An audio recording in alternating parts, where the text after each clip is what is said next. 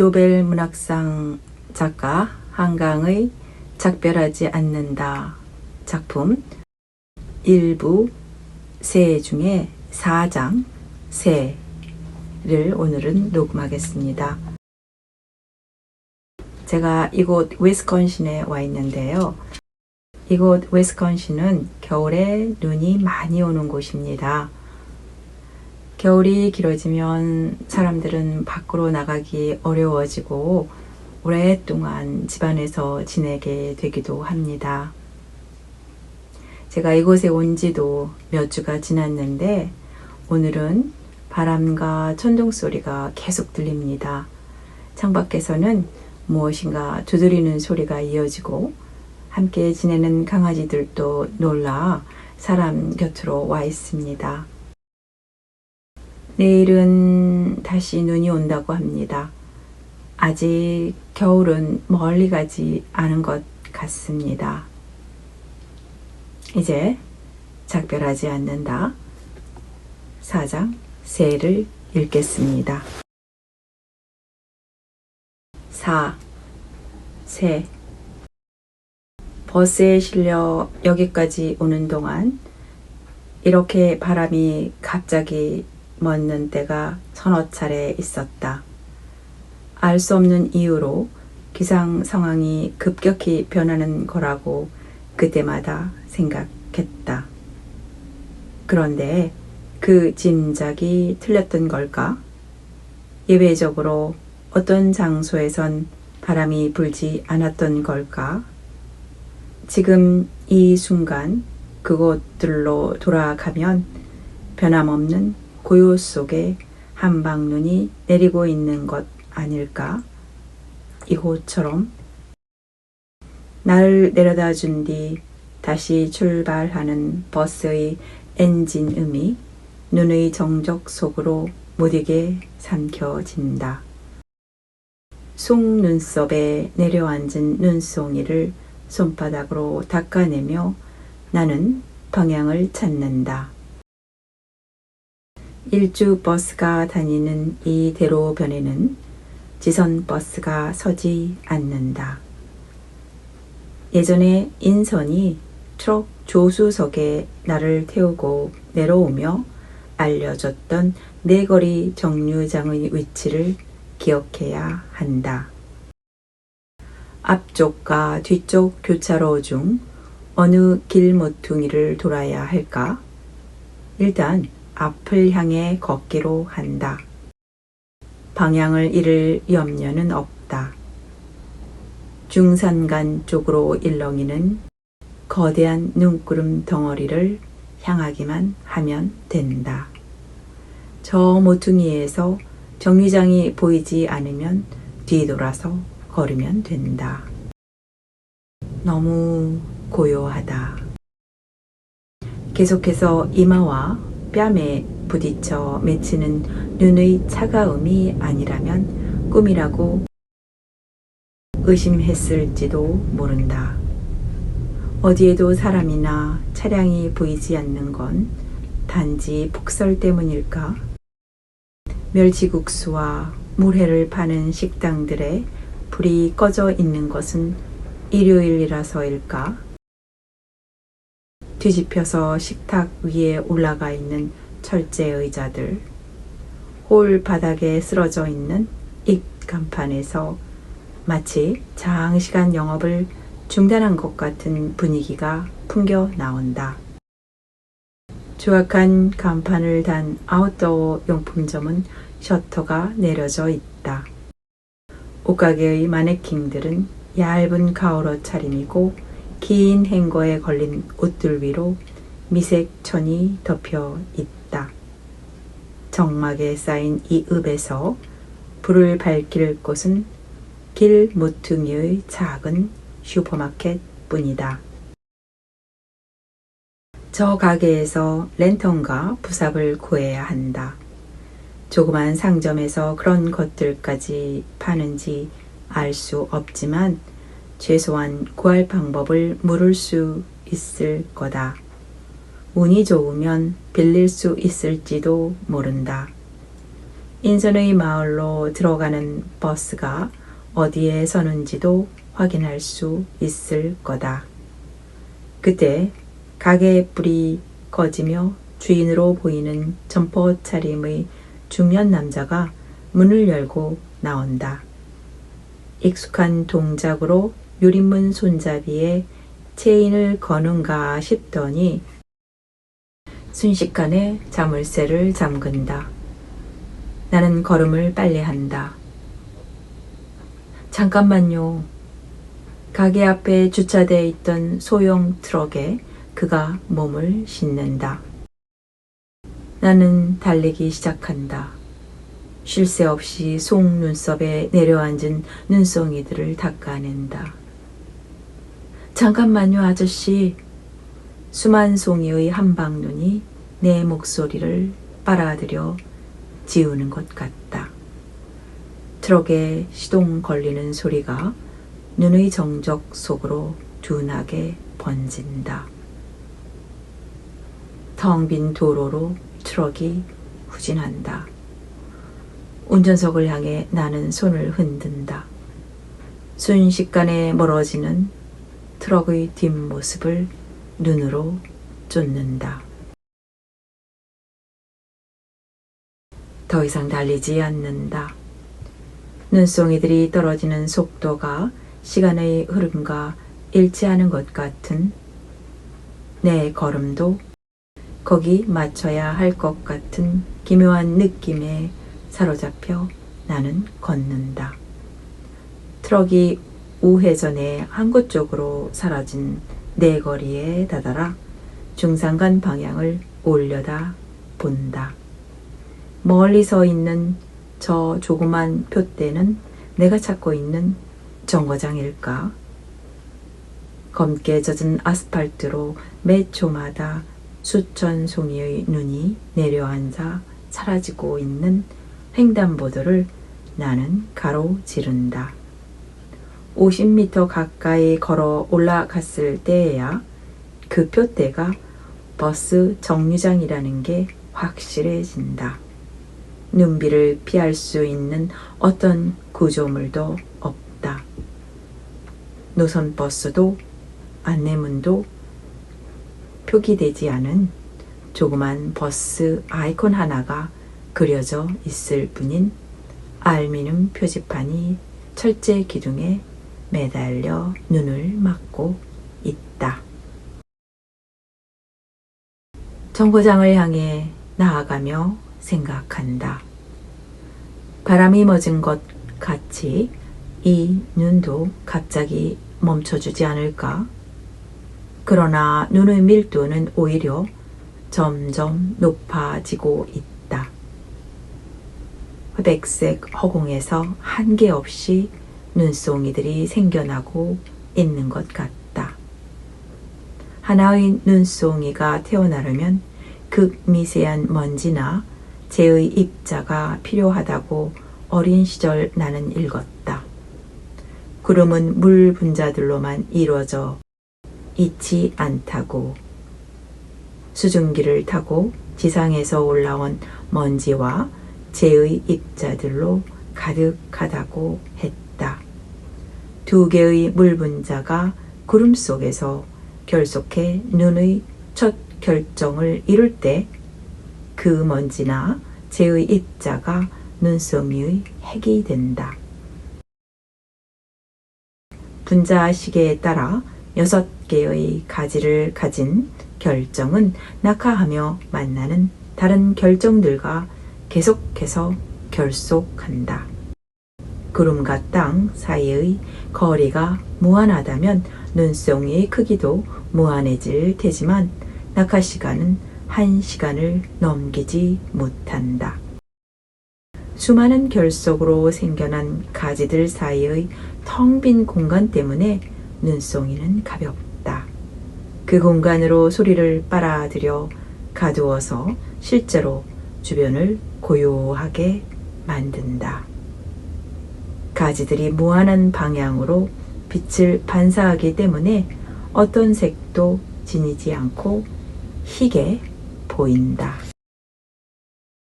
그 설명들 곁에 실려있던 눈 결정들의 사진을 기억한다. 컬러 도판을 보호하기 위해 얇은 기름 종이가 함께 재본된 책이었는데 그 반투명한 종이를 넘기자 저마다 다른 모양을 한 결정들이 한 면 가득 펼쳐졌다. 그 정교함에 나는 압도되었다. 몇몇 결정들은 정육각형이 아니라 매끈한 직육각 기둥의 형상을 하고 있었는데 눈과 비의 경계에서 그런 형태를 지닌다는 설명이 작은 글씨로 하단에 적혀 있었다. 그 후 한동안 진눈깨비가 내릴 때면 그 은빛의 섬세한 육각기둥이 생각났다. 한방눈이 내리는 날엔 짙은색 코트 소매를 허공에 내밀고서 보풀에 맺힌 눈송이가 물방울이 될 때까지 들여다봤다. 도판에서 본 것 같은 정육각형의 화려한 결정들이 그 안에서 수없이 결속해 있을 거라고 생각하면 어지러웠다. 눈이 지나간 뒤 한동안은 잠에서 깨며 감은 눈으로 생각했다. 밖에 눈이 오고 있을지도 몰라. 바닥에 배를 깔고 엎드려 지루한 방학 숙제를 하다 말고 방 안에 눈이 내린다고 생각했다. 방금 거스러미를 뜯어낸 손 위로 머리카락과 지우개 가루가 흩어져 있는 장판 바닥 위로. 이상하지 눈은? 하고 병실 창밖을 향해 중얼거렸을 때 인선이 떠올린 것도 그런 것들이었을까? 어떻게 하늘에서 저런 게 내려오지? 창 너머에 안 보이는 누군가에게 조용히 항의하듯 그녀는 내 얼굴을 보지 않고 물었다. 눈의 아름다움이란 게 받아들이기 어려운 일이기라도 한 것처럼 오래전 새밑의 밤에도 그렇게 낮은 목소리로 말했던 것 같이. 이렇게 눈이 내리면 생각나. 그 학교 운동장을 저녁까지 헤매 다녔다는 여자애가 흰 털실로 뜬 모자를 쓴 것처럼 그녀의 머리에 눈이 쌓여 있었다. 파카 호주머니에 찔러 넣은 내 두 손은 딱딱하게 얼어 있었다. 우리가 눈 위로 발자국을 남길 때마다 소금 부스러지는 소리가 났다. 눈만 오면 내가 그 생각이 남죠. 생각을 안 하젠 해도 자꾸만 생각이 남서. 정거장에 다다른 순간 나는 흠칫 놀랐다. 아무도 없다고 생각했는데 적게 잡아도 80세는 되어 보이는 할머니가 굽은 허리로 지팡이를 짚고 서 있다. 하얗게 센 짧은 머리에 연회색 털 모자를 썼고 같은 색 긴 누비 외투를 걸치고 고동색 털을 덧댄 고무신을 신었다. 채머리 떠는 고개를 비스듬히 기울인 채 노인은 내가 다가오는 모습을 건너다보고 있다. 내가 목례를 건네도 물끄러미 바라보기만 한다. 못 보았나 싶어 다시 인사하자 두상이 작고 주름진 얼굴에 희미한 미소가 어리는 듯하다 사라진다. 그의 모습이 눈에 띄지 않았던 건 눈 쌓인 나무들 아래 서 있었기 때문인 것 같다. 연한색 털모자와 외투가 보호색이 된 거다. 이상한 일이다. 1시간여 동안 해안도로를 달리며 지나쳐온 어떤 나무들에도 저렇게 눈이 쌓여 있지 않았다. 한 점의 눈도 내려앉을 겨를 없이 강풍이 쓸어가 버려서다. 눈의 밀도가 압도적으로 높기 때문에 바람이 멎은 뒤 얼마 되지 않아도 나무들을 덮을 수 있었던 걸까? 노인의 눈길이 가닿아 있는 텅 빈 내 거리를 나는 돌아본다. 나란히 서서 그의 옆 얼굴을 살피자 그도 천천히 내 쪽으로 고개를 돌린다. 몸이 무치한 눈길이 내 눈을 잠시 마주 본다. 다정하지도 무심하지도 냉정하지도 않은 어렴풋이 따스한 쪽으로 기울어 있는 것도 같은 눈길이다. 어쩐지 인선의 어머니를 떠올리게 하는 할머니라고 나는 생각한다. 작은 체구와 오밀조밀한 이목구비가 무엇보다 무심함과 미묘한 따스함의 조합이 닮아 있다. 말을 건네도 될까? 인선이었다면 어렵지 않게 대화를 시작했을 것이다.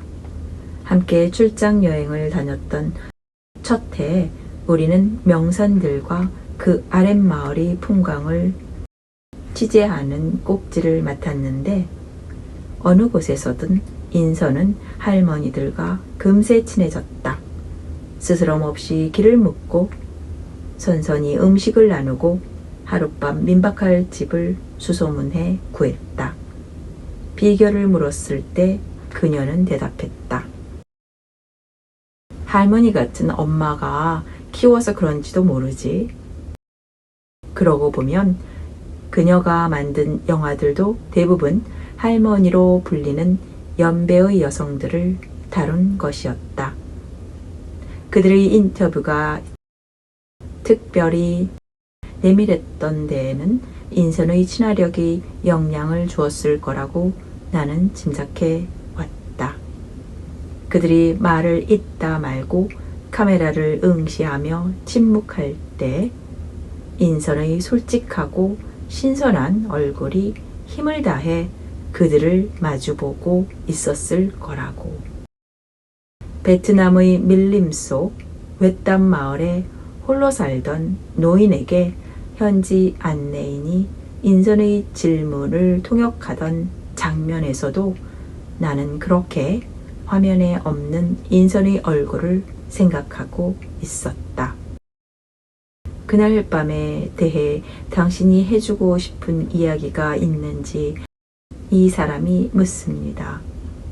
다소 딱딱하게 번역된 이 한국말 자막 위로 희끗하게 센 짧은 머리를 귀 뒤로 넘긴 할머니가 카메라 너머를 응시하고 있었다. 작고 마른 얼굴에 눈매가 유난히 영민한 사람이었다. 그걸 당신에게 물으려고 이 사람이 한국에서 왔습니다. 마침내 노인이 입술을 떼었다.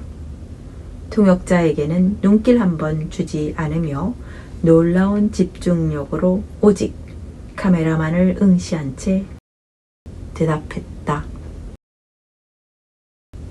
좋아, 내가 이야기해 줄게. 카메라 렌즈를 꿰뚫고 그 뒤에 서 있었을 인선의 눈까지 관통해 날아온 그 눈의 빛이 내 눈을 찔렀다.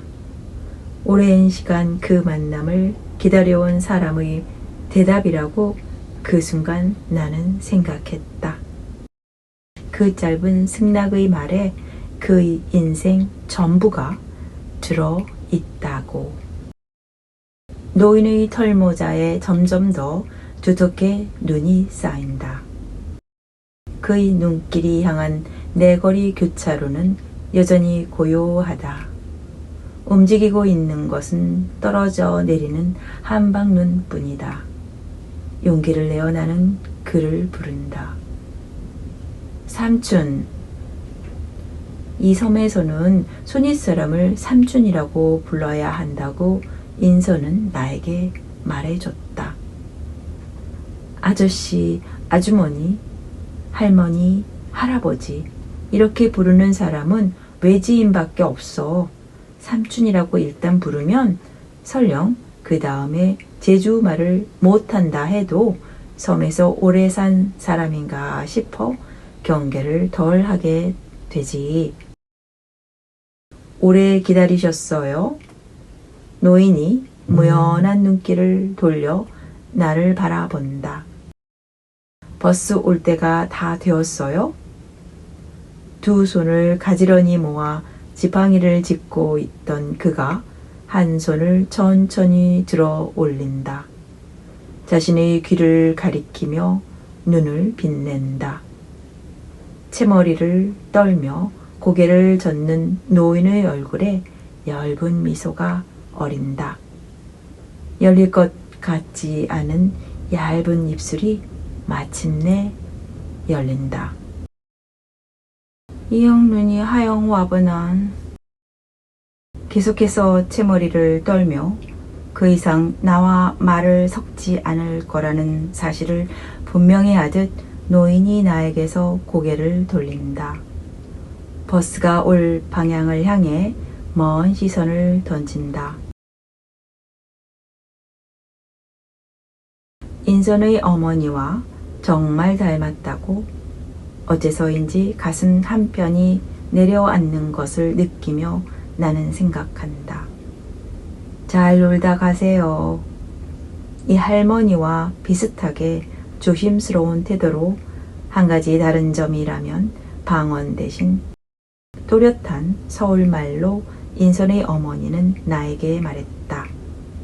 어떤 기쁨과 상대의 호의에도 마음을 놓지 않으며 다음 순간 끔찍한 불운이 닥친다 해도 감당할 각오가 몸에 밴 듯한 오래 고통에 단련된 사람들이 특유하게 갖는 침통한 침착성으로. 그때 인선의 어머니는 내가 누구라고 생각했던 걸까? 당신에게 딸이 있다는 사실을 자주 잊는다고 인선은 그날 밤 나에게 말해 주었다. 인선을 언니로 생각하며 이따금 어리광을 부린다고 했으니 나를 언니의 친구나 지인으로 여겼을지 모른다. 그렇다면 내가 쓰는 서울말이 혼란을 주었을 것이다. 인선의 어머니는 나를 향해 미소를 지었고 주름진 눈꺼풀이 거의 닫히며 눈동자의 빛이 흐려졌다. 그가 두 손을 내밀어 내 손을 잡으려 해서 나도 두 손을 내밀었다. 네 개의 손을 겹겹이 맞잡은 채 우리는 서로를 마주 보았다. 내가 누구인지 알고 싶은 듯 호기심과 의심이 뒤섞은 눈으로 그는 내 얼굴을 곰곰이 살피고 있었다. 마침내 먼저 손을 놓으며 다시 부드럽게 미소 짓는 그에게 내가 머리 숙여 인사하고 나왔을 때 인선은 가스레인지 앞에 서 있었다. 뭘 끓여? 내 물음에 인선은 대답했다. 콩죽. 뒤를 돌아보지 않은 채였다. 반반 갈았어. 검은 콩이랑 흰 콩이랑. 인선이 긴 나무 주걱으로 커다란 냄비 속을 젓기 시작했다. 내가 다가가 옆에 서자 그제야 얼굴을 돌려 나를 보았다. 단백질을 드셔야 하는데 다른 건 소화를 못 시키시니까 콩죽을 드려. 서리태야? 아니, 쥐눈이 콩. 이게 몇 끼 분량이야? 보통은 그때그때 조금씩 끓이는데 오늘은 너도 왔으니까 좀 많이 넣었지. 좋다. 나는 말했다. 그렇잖아도 속이 안 좋았는데 여독 때문인지 실제로 위가 아팠다. 그럴 때면 늘 따라오는 두통의 기미도 있었다. 저런, 인선이 이마를 살짝 찌푸렸다. 무리해서 왔구나. 나는 고개를 흔들었다. 아니야. 진작부터 와보고 싶었어. 라고 덧붙여 말하고 싶었지만 어쩐지 어색해져서 그만두었다. 인선이 끈기 있게 주걱으로 저어가는 동안 차츰 걸쭉해지는 거무스름한 죽을 지켜보고만 있었다. 냄새가 고소하네. 맛은 더 좋아. 자신 있는 미소를 지으며 인선이 가스레인지 불을 껐다. 여기 담을 거야? 내가 선반의 대접을 가리키자 그녀가 고개를 끄덕였다. 그걸 목쟁반에 놓고 그녀 쪽으로 내밀자 인선이 국자로 죽을 덜었다. 그렇게 나란히 싱크대 앞에 서 있으니 손발이 맞는 자매가 된 것 같았다. 이렇게 많이 드셔? 입맛을 쉽게 잃지 않는 사람은 오래 산대. 엄만 오래 사실 거야. 인선이 두 손으로 쟁반을 받쳐들고 어머니가 계신 안방으로 걸어갔다. 나는 얼른 그녀를 앞질러 가서 방문을 열었다. 방에 들어간 인선이 손을 뒤로 뻗어 문을 닫자 나는 혼자 남았다. 할 일 없이 서성이다가 곱게 기름이 먹여진 삼나무 식탁의 상판을 행주로 훔치고 수저 2벌을 마주보게 놓았다. 우리 목의 대접 2개에 콩죽을 덜어 식탁으로 옮겼다. 의자를 끌어당겨 앉아 김이 피어오르는 죽그릇을 들여다봤다. 김이 거의 잦아들었을 때에야 인선은 빈 대접이 담긴 쟁반을 들고 나왔다. 나와 눈이 마주치자 싱긋 웃었다. 왜 웃어? 그러고 있는 거 보니까 생각나서. 무슨 생각? 쟁반을 싱크대에 올려놓은 인선이 식탁 맞은편에 앉았다. 전에 내가 너한테 얘기했었지? 고2 때 가출했던 거. 그랬지. 퇴원해서 집에 돌아왔을 때 엄마가 내 손 붙잡고 밤새 이런저런 이야기를 했다고 했잖아. 기억나니? 라고 묻는 듯 인선이 잠시 말을 끊고 나를 건너다 보았다. 물론 기억하고 있었다. 그 이야기를 들었던 밤 막연히 상상했던 그녀의 어머니와 좀 전에 처음 인사드린 조그만 할머니의 모습이 잘 연결되지 않았을 뿐이다. 이불 속에서 꺼내서였는지 따스했던 손의 감촉이 아직 내 손에 남아 있었다. 4개의 손이 서로를 맞잡았는데도 그는 나를 온전히 믿고 있지 않았다. 안심시킬 방법이 있지 않았을까? 김이 피어오르는 죽그릇을 들여다보는 동안 나는 생각하고 있었다. 육지말을 쓰는 낯선 내가 친언니의 무해한 친구라고 믿게 하기 위해 자연스럽게 말하고 행동해야 했을 어떤 방법이 있지 않았을까? 그때 너한테 안 했던 이야기 중에 좀 재미있는 게 있어.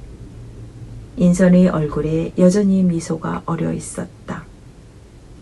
내가 무용고 환자로 입원해 있었을 때 엄마가 이 집에서 나를 보셨대. 그게 무슨 말이야? 얼른 이해되지 않아 나는 물었다.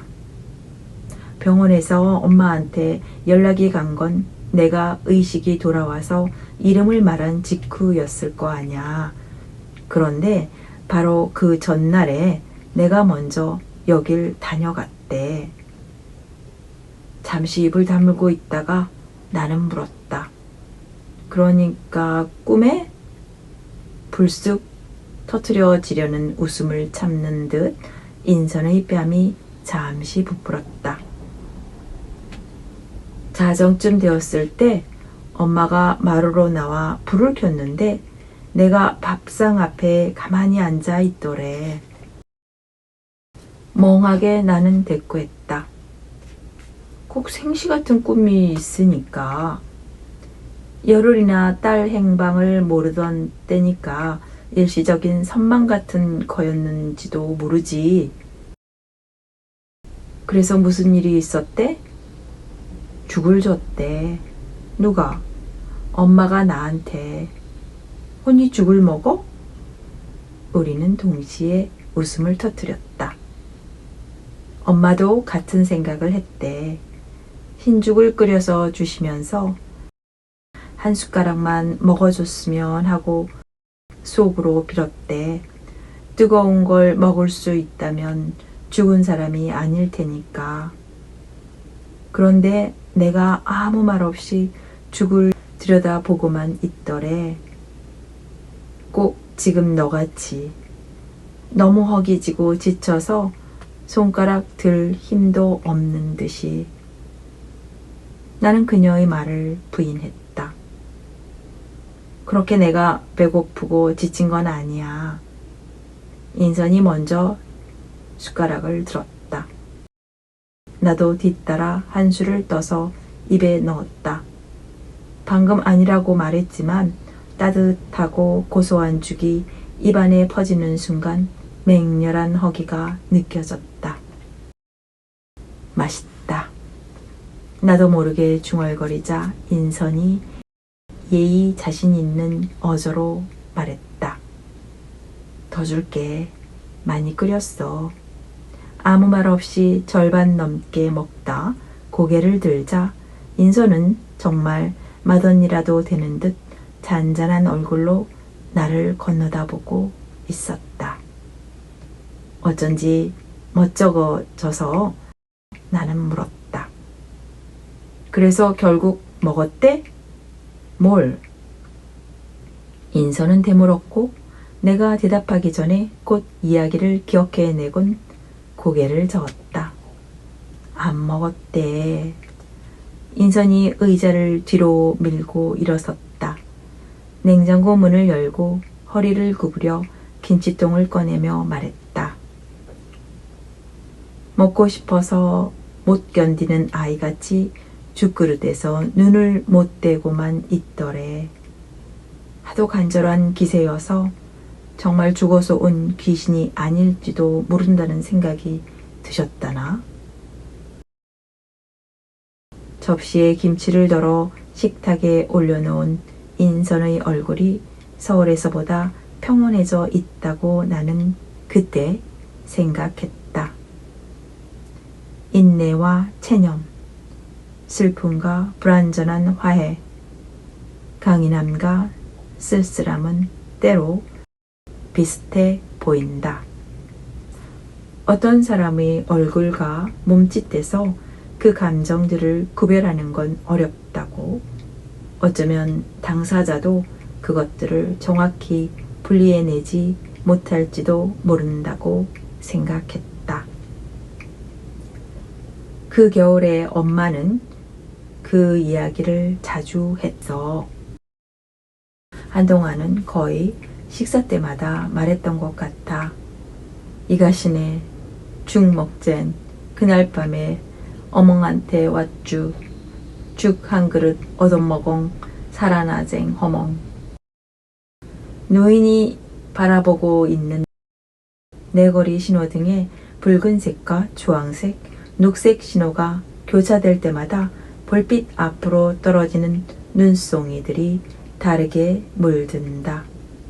그 사이 지나간 버스는 양쪽 방향으로 운행되는 해안 일주 버스 넉 대뿐이다. 버스가 멈추는 소리가 들리지 않은 것으로 미루어 아무도 이곳에 내리지 않았고 타지도 않았다.